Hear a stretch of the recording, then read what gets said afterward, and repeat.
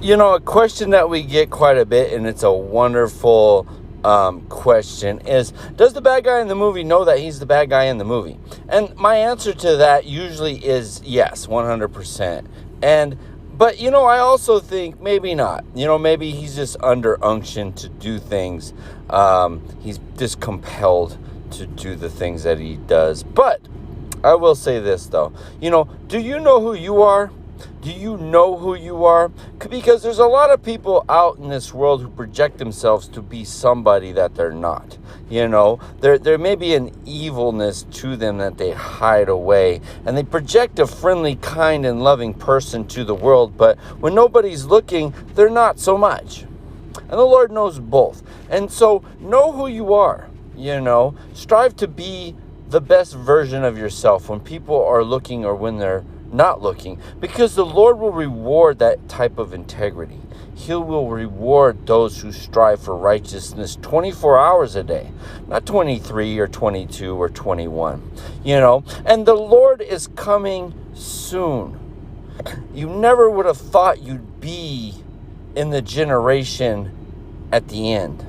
In Revelation 22:7, he says, "Behold, I am coming soon. Blessed are those who keep the words of the prophecy of this book." Be in the book.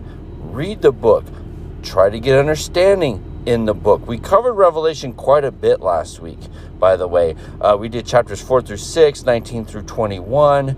I'm always going to chapter 14. I'm giving you bits and pieces here as much as the people can understand them. We stay in Revelation 13 all the time. All the time. Chapter 12, I tell you about the temple in chapter 11. I'm doing the best I can to relate the words because the Lord asked us to do this. The Lord rewards those who study and listen to and understand the words in those books, because there's just gonna be an ending. We're a people who believe that our God has a certain story. It's like a movie, and it only runs so long, and it gets to a certain point where this end times, end boss bad guy figure shows up, and he's worse than any other person who's ever lived, literally. And the only power that can stop him is a good and holy God who has to return out of heaven back onto earth to put an end to him. And that's what we believe. And who was to say what generation we would be? We didn't have that choice. The Lord knows all things. He's sovereign. Strive to be the best you can in this generation, because there may not be future generations. We may be the last generation.